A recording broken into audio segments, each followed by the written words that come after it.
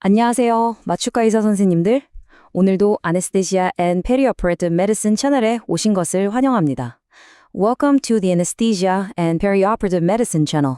Benvenuti al canale dedicato ad anestesia e medicina perioperatoria. Anesthesia or Perioperative Medicine channel में आपका स्वागत है. 오늘 저희가 함께 깊이 파고들 주제는 바로 Awake Tracheal Intubation, 즉 ATI입니다. 아시다시피 어려운 기도를 마주했을 때 이보다 더 중요한 술기는 없다고 해도 과언이 아니죠. It's a truly critical skill for managing the difficult airway and one that every anesthesiologist needs to master. 이번 시간에는 ATI의 기본 원칙부터 시작해서 실제 임상 현장에서 마주할 수 있는 아주 극단적이고 도전적인 케이스들까지 함께 리뷰해보면서 A부터 Z까지 완벽하게 마스터해보겠습니다. 자, 오늘 우리가 다룰 내용의 전체적인 흐름입니다. 먼저 Awake Intubation의 가장 기본적인 원칙, 즉 언제, 왜 해야 하는지에 대해 확실히 짚고 넘어갈 거고요. 그 다음엔 성공적인 시술을 위한 준비 과정과 마취 방법에 대해 아주 자세하게 알아볼 겁니다. 이어서 환자의 안전과 편안함 사이에서 줄타기를 해야 하는 진정, 즉 세데이션과 실제 시술 과정을 살펴본 후에 4가지 실제 직내를 심도 있게 분석할 거예요. Thoracic and trauma cases, and then iatrogenic and congenital cases. 마지막으로 이 모든 내용을 종합해서 선생님들의 임상에 바로 적용할 수 있는 핵심 성공 원칙들을 정리하며 마무리하겠습니다. 그럼 첫 번째 섹션, Awake Intubation의 원칙부터 시작하겠습니다. 모든 위대한 여정은 첫걸음부터 시작되죠. ATI에서 그 첫걸음은 바로 왜 이 환자에게 ATI가 필요한가, 그리고 이 환자가 ATI에 적합한가를 판단하는 겁니다. This is really the foundation upon which all successful awake intubations are built. 이 근본적인 질문에 대한 답을 찾는 과정이 전체 시술의 성패를 좌우한다고 해도 과언이 아니에요. 그렇다면 Awake Tracheal Intubation의 이상적인 후보는 어떤 환자일까요? 이 질문에 답하는 과정은 단순히 교과서적인 지식을 나열하는 게 아니라 눈앞에 환자를 두고 벌이는 굉장히 복잡하고 중요한 의사결정 과정입니다. This entire process is a delicate balance, weighing the clear indications for the procedure against any potential contraindications. 결국 모든 결정은 환자의 안전을 최우선으로 그리고 최선으로 고려하는 것에서부터 출발해야 합니다. 이 표를 보시면 언제 ATI를 해야 하는지가 명확해집니다. 왼쪽에 적응증을 보세요. 클리펠필 증후군처럼 이미 어려운 기도라고 알려져 있거나 목에 혈종이 생겨서 곧 기도가 막힐 것 같은 예상되는 어려운 기도 상황, C스파인이 불안정해서 목을 움직이면 안 되는 환자나 종격동에 거대한 종양이 있어 숨길이 좁아진 환자, 이런 경우들은 일반적인 마취 유도가 재앙으로 이어질 수 있기 때문에 ATI가 사실상 표준 치료법, 즉 스탠다드 오브 케어입니다. 하지만 오른쪽의 금기증도 반드시 기억해야 합니다. 가장 중요한 건 환자의 거부입니다. This is an absolute contraindication we must always respect. 그리고 환자가 협조가 불가능하거나 시술 부위에 감염이 있는 경우, 또 급격히 상태가 나빠져서 당장 기도 확보가 필요한 응급 상황 등에서는 ATI가 적합하지 않을 수 있죠. 이 표를 머릿속에 확실히 넣어두는 것이 첫 단계입니다. 자, 그럼 이제 두 번째 섹션, 준비와 마취 단계로 넘어가 보겠습니다. ATI에서 성공의 절반 이상은 바로 이 준비에 달려있다고 해도 과언이 아닙니다. 여기서 준비란 환자에 대한 준비, 장비에 대한 준비, 그리고 시술의 핵심이라고 할 수 있는 기도 마취까지 이 모든 것을 포함하는 개념입니다. This entire preparation phase truly sets the stage for a safe, smooth, and successful procedure. 성공적인 ATI는 후두경을 손에 들기 훨씬 전 환자를 처음 만나는 순간부터 시작됩니다. 바로 환자와의 소통, 즉 페이션트 코칭이죠. 환자가 겪게 될 과정을 차근차근 설명해주고 불편하면 왼손을 드세요 같은 간단한 소통 신호를 정하고 무엇보다 환자와 깊은 신뢰 관계를 쌓는 것이 정말 중요합니다. 그리고 약물 준비도 빼놓을 수 없죠. 글라이코피롤라이트 같은 항콜린제를 사용해서 분비물을 바짝 말려주면 시야 확보가 훨씬 용이해집니다. Of course, you need all your equipment ready to go. Plan A, Plan B, 그리고 최악의 상황을 대비한 Surgical Airway Kit까지 모든 것이 손 닿는 곳에 있어야 합니다. 마지막으로 Pre-Oxygenation. 이건 환자에게 우리가 줄 수 있는 가장 중요한 안전벨트입니다. 시술 전에 산소 예비량을 최대한으로 채워두는 것. 이건 절대 타협할 수 없는 원칙입니다. 이제 기도 마취에 대해 좀 더 깊이 들어가 볼까요? 크게 두 가지 방법이 있습니다. 첫째는 리도카인 같은 국소 마취제를 분무하거나 바르는 토피컬라이제이션이고, 둘째는 기도와 관련된 신경을 직접 차단하는 Regional Nerve Block입니다. 토피컬라이제이션은 덜 침습적이라는 장점이 있지만 분무기 성능이나 술자의 기술에 따라 효과가 들쭉날쭉할 수 있고, 충분한 효과를 보려면 시간이 좀 걸릴 수 있죠. In sharp contrast, nerve blocks provide a much more targeted and dense anesthesia, often with a significantly faster onset. 해부학적 지식이 필요하지만 제대로만 한다면 환자에게 훨씬 더 편안하고 효과적인 마취를 제공할 수 있습니다. 그렇다면 최신 연구들은 이 두 가지 방법 중 어느 쪽에 손을 들어주고 있을까요? Let's take a look at the data.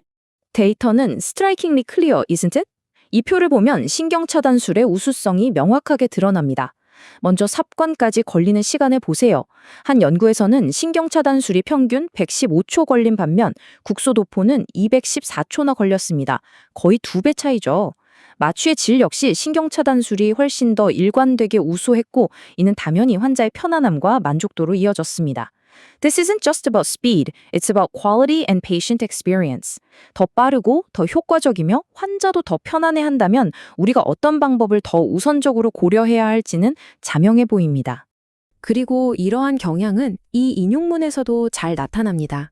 2023년, 비교적 최근이죠. Current Opinion in Anesthesiology에 실린 리뷰 논문의 한 구절입니다. 기도 마취를 위한 신경차단술이 다른 국소도포 방법에 비해 우수할 수 있다는 새로운 증거들이 나타나고 있다. 이건 단순히 한두 개의 연구 결과가 아니라 이 분야의 전문가들 사이에서 형성되고 있는 일종의 컨센서스를 보여주는 겁니다. This really reinforces the value of mastering these essential block techniques for anyone who performs ATI on a regular basis. 자, 그렇다면 우리가 마스터해야 할 핵심 신경 차단술에는 어떤 것들이 있을까요? 크게 세 가지입니다. 마치 삼총사 같죠?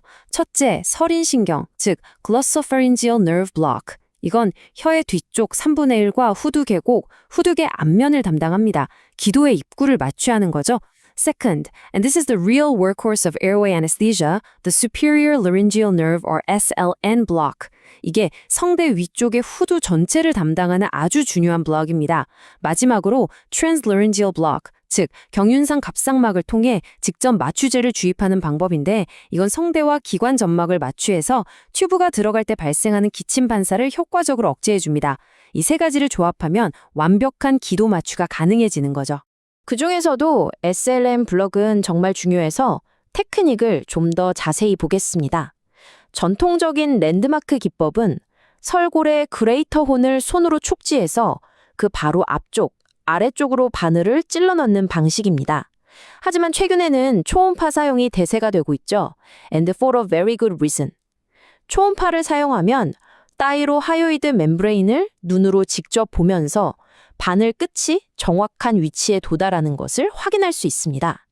특히 목이 짧거나 비만인 환자처럼 해부학적 구조가 불분명할 때 초음파는 그야말로 게임 체인저가 될 수 있습니다. 실제로 관련 연구들을 보면 초음파를 이용했을 때 마취의 질이 더 높고 삽관 시간도 더 짧아지는 것으로 일관되게 나타나고 있습니다. 좋습니다. 이제 기도 마취까지 완벽하게 끝냈다고 가정해 봅시다. 다음 단계는 진정과 실제 시술입니다. 이 단계의 핵심은 그야말로 균형입니다. 환자가 불안하지 않고 편안하도록 만들면서도 동시에 환자의 자발 호흡과 기도 반사를 안전하게 유지하는 것. This is a delicate balance, a tightrope walk that requires continuous vigilance and clinical acumen. ATI에서 우리가 추구하는 진정, 즉 judicious sedation의 목표는 바로 이것입니다. 환자를 재우는 게 아니에요. 불안을 없애고 anxiolysis, 협조를 잘 할 수 있는 cooperation, 상태를 만드는 겁니다. 그 과정에서 가장 중요한 세 가지, 바로 자발호흡, 기도 개방성, 그리고 혈액학적 안정이 반드시 유지되어야 합니다. The poor philosophy here is simple. Just enough, but not too much.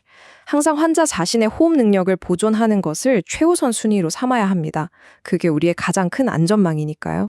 이 표는 우리가 사용할 수 있는 약물들을 정리한 겁니다. 여기서 단연 주인공은 알파2 작용제인 덱스메데토미덴입니다. 이 약물의 가장 큰 장점은 호흡 억제는 거의 일으키지 않으면서도 아주 훌륭한 진정 효과를 보인다는 점입니다. 환자가 마치 잠든 것처럼 보이지만 부르면 눈을 뜨고 협조가 가능한 독특한 상태를 만들어주죠. It's truly a cornerstone of modern ATI practice. 물론 레미펜타닐 같은 마약성 진통제는 강력하지만 호흡 억제의 위험이 크고 케타민은 호흡과 기도 반사를 잘 유지시켜주지만 분비물 증가나 환각 같은 부작용이 있을 수 있습니다. 따라서 환자의 상태와 시술 계획에 맞춰 이 약물들을 단독으로 또는 조합해서 사용하는 지혜가 필요합니다. 자, 이제부터는 이론을 실제 임상에 적용해 볼 시간입니다. 흉부 질환과 외상이라는 그야말로 극심한 압박감 속에서 ATL 원칙들이 어떻게 빛을 발하는지 두 가지 케이스를 통해 생생하게 살펴보겠습니다. We are now officially transitioning from theory to practice, and these are not your everyday straightforward cases. 첫 번째 케이스입니다. 66세 환자인데 CT 영상을 한번 보시죠. 거대한 종격동 종양이 기관을 옆에서 심하게 누르고 있습니다. 원래 동그래야 할 기관이 가느다란 실처럼 찌그러져 있죠. 정말 보기만 해도 숨이 막히는 상황입니다. This is a true anesthetic nightmare. 이런 환자에게 일반적인 마취 유도를 했다간 근이완과 함께 기관이 완전히 쭈그러들어 can't intubate, can't ventilate 상황에 빠질 수 있습니다. 이 환자의 마취 관리 타임라인을 보면 정말 치밀한 계획이 엿보입니다. 먼저 트랜스트래키얼 인젝션과 구강 스프레이로 꼼꼼하게 국소 마취를 했습니다. 진정은 자발 호흡을 유지하는 것이 핵심 목표였기 때문에 덱스메데토미딘과 레미펜타닐을 지속 주입하는 방법을 선택했습니다. The absolute key to success in this case was preserving spontaneous ventilation at all costs. 그리고 이 케이스의 하이라이트는 바로 삽관 기술입니다. 좁은 기관을 통과하기 위해 작은 6.0mm 튜브를 사용해야 했는데 문제는 흉부 수술이라 1측 폐환기가 필요했다는 점이죠. 그래서 기관 튜브 바깥쪽으로 블로커를 붙여서 함께 삽입하는 아주 창의적인 extraluminal 기법을 사용했습니다. 그 결과 수술은 성공적으로 끝났고 환자는 기도허탈 없이 안전하게 발관할 수 있었습니다. 이제 완전히 다른 시나리오를 상상해 보세요. 응급실에 실려온 젊은 남자 환자입니다. 의식은 명료한데 심한 안면 회상으로 얼굴이 함몰되고 입안에서는 계속 피가 나고 있습니다. 그래서 눕지도 못하고 앉아있는 상태입니다. 자, 선생님들께서 이 환자를 마주했다면 어떤 진정 계획을 세우시겠습니까? How would your sedation approach change in this specific scenario? 놀랍게도 정답은 진정을 전혀 사용하지 않는다였습니다. 이 케이스에서 진정을 하지 않기로 한 결정은 환자의 안전을 위한 가장 중요한 조치였습니다. Because in the face of massive, ongoing hemorrhage, the patient's own protective airway reflexes were the most valuable asset. 환자를 앉은 자세 그대로 유지해서 피가 기도로 넘어가는 것을 막고 입안에 리도카인 스프레이만 충분히 뿌린 후 비디오 후두경을 이용해 환자와 마주보는 자세로 신속하게 첫 시도의 삽관을 성공했습니다. 이 케이스는 때로는 최선의 진정 계획이 바로 아무 진정도 하지 않는 것일 수 있다는 아주 중요한 교훈을 줍니다. 다음 두 케이스는 또 다른 종류의 어려움을 보여줍니다. 하나는 의료 행위 중에 발생한 합병증으로 인한 응급 상황, 즉 아야트로제닉 크라이시스이고 다른 하나는 선천적인 기형으로 인해 계획된 어려운 기도 관리입니다. These next cases highlight the management of both an unforeseen crisis and a long-anticipated congenital challenge. 세 번째 케이스는 우리 모두에게 경각심을 주는 사례입니다. 81세 남성 환자가 중심정맥관 삽입준의 실수로 경동맥이 뚫렸고 그 상태에서 헤파린이 대량으로 투여되면서 목에 거대한 혈종이 생겼습니다. 그런데 여기서 치명적인 실수가 발생합니다. The critical error, the one thing you should never do, was extubating the patient before fully assessing the situation. 혈종이 얼마나 큰지 확인하는 CT 결과가 나오기도 전에 발관을 해버린 겁니다. 당연히 환자는 발관 직후 호흡곤란에 빠졌고 결국 비디오 후두경을 이용한 응급 각성 삽관으로 겨우 기도를 확보할 수 있었습니다. 이 케이스는 우리에게 교정되지 않은 해부학적 위협이 있다면 절대 확보된 기도를 포기하지 말라는 피 같은 교훈을 줍니다. 마지막 네 번째 케이스는 클리플페일 증후군 환자입니다. 목뼈가 기형적으로 융합되어 있어서 목 움직임이 거의 불가능하고 섣불리 움직였다간 신경 손상을 유발할 수 있는 아주 위험한 상황이죠. 여기서 마취팀의 전략은 아주 우아하고 정교했습니다. It was a beautifully planned, opioid-free technique centered entirely around dexmedetomidine. 호흡 억제 위험이 있는 마약성 진통제를 완전히 배제하고 덱스메드토미딘만으로 환자를 적절히 진정시킨 상태에서 비디오 후두경을 사용했습니다. 그 결과 환자는 기침 한 번, 산소 포화도 저하 한 번 없이, 그리고 가장 중요하게는 목의 움직임이 전혀 없이 안전하고 부드럽게 삽관을 마칠 수 있었습니다. 계획된 ATI의 정석을 보여주는 사례라고 할 수 있겠습니다. 자, 지금까지 ATI의 기본 원칙부터 시작해서 정말 다양하고 극적인 4가지 케이스를 모두 살펴봤습니다.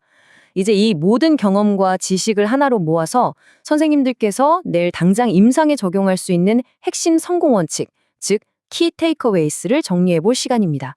These are the absolute must remember rules for your daily clinical practice. 저는 이것들을 ATI 10계명이라고 부르고 싶습니다. 첫째, 항상 백업 계획을 그리고 그 백업의 백업 계획까지 가지고 있어야 합니다. 둘째, 준비가 전부입니다. 환자, 약물, 장비 모든 것이 완벽해야 합니다. 셋째, 여러 기술에 능숙해야 합니다. 신경차단술과 국소도포술 둘 다 잘할 수 있어야 하죠. Fourth, tailor your anesthetic and sedation plan to the specific patient.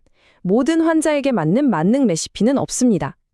다섯째, 가능하면 언제나 자발호흡을 보존하십시오. 그것이 당신의 가장 큰 안전망입니다. 여섯째, 비디오 후두경은 특히 해부학적 구조가 변형되었거나 분비물이 많을 때 아주 강력한 무기입니다.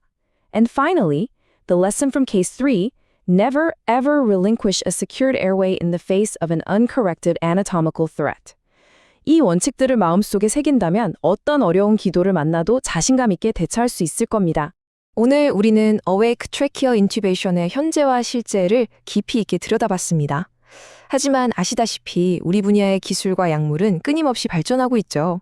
So, as we master these current techniques, we must also look forward and ask, what is the next frontier? 과연 어려운 기도 관리의 다음 지평선에는 무엇이 기다리고 있을까요?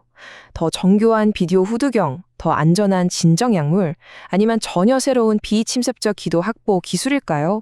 이 고위험 시술을 지금보다 더 안전하게 만들 새로운 전략은 무엇이 될지 우리 모두가 함께 고민하고 탐구해야 할 흥미로운 질문을 남기면서 오늘 시간을 마무리하겠습니다. 감사합니다.